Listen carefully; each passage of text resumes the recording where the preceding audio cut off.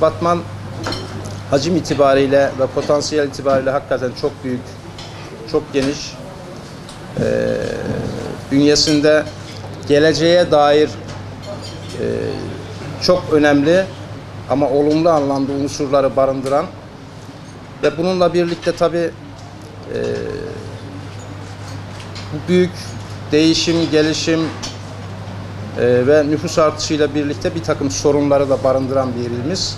Bütün sorunlarını çözmüş, bütün sorunlarından arınmış. Öyle zannediyorum ki ülkemizde hiçbir yerleşim yerimiz yok. Bir sorunlarımız var diye, problemlerimiz var diye dertlenmeye öyle zannediyorum ki sıkıntı yaşamaya hiç gerek yok. Biz bunları hep birlikte çözebildiğimiz kadar, üstesinden gelebildiğimiz kadar karşılıklı yardımlaşma, fikir alışverişinde bulunma, ortak bir zeminde buluşma yoluyla öyle zannediyorum ki çözeceğiz. Son birkaç yılda ülkemiz ve bölgemiz için çok önemli olduğunu düşündüğümüz bir çözüm süreci içerisindeyiz. Bu süreçte şüphesiz başta hükümetimiz olmak üzere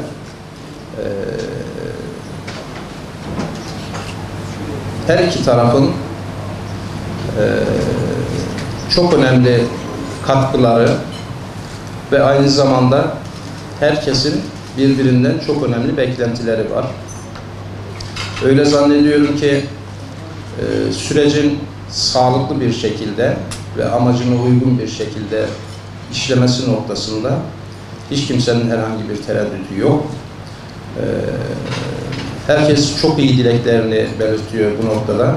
Elbette ki iyi dilek belirtmek başlı başına yeterli değil.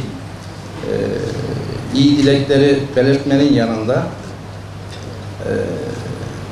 sonuca herkesi memnun edecek şekilde, sonuca huzurlu bir şekilde ulaşabilmek adına bütün kesimlerinde üzerine düşeni eksiksiz bir şekilde ya da mümkün olduğunca eksiksize yakın bir şekilde yerine getirmesi lazım diye düşünüyorum. Herkes hakikaten bu süreçten çok umutlu, çok ciddi beklenti içerisinde. Çünkü hakikaten yol almamız lazım. Hakikaten güzel günleri hepimiz hak ediyoruz diye düşünüyoruz. Onun için bizim beklentimiz bu noktada, dileğimiz ve uygulamamız tabii ki sürecin sağlıklı bir şekilde yürümesi, sorunsuz bir şekilde yürümesi için bu noktada bir koordinasyonu, birlikteliği ve birlikte hareket edebilmeyi, birlikte düşünebilmeyi sağlamak olmalı diye düşünüyorum. Onun için herkesten, hepimizden, bizlerin isteği bu sürece lütfen destek verelim. Süreci sekteye uğratacak herhangi bir eylem içerisinde, faaliyet içerisinde olmayalım. Elbette ki süreç içerisinde herkes düşüncesini dile getirecek. Herkes beklentisini dile getirecek. Fakat bunun demokratik şartlar içerisinde, demokratik kurallar çerçevesinde olması öyle zannediyorum ki ilimizin huzuru açısından son derece önemli.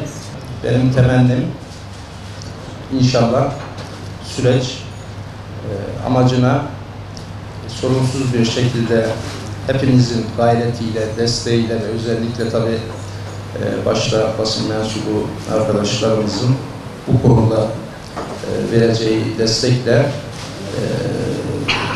ulaşacak.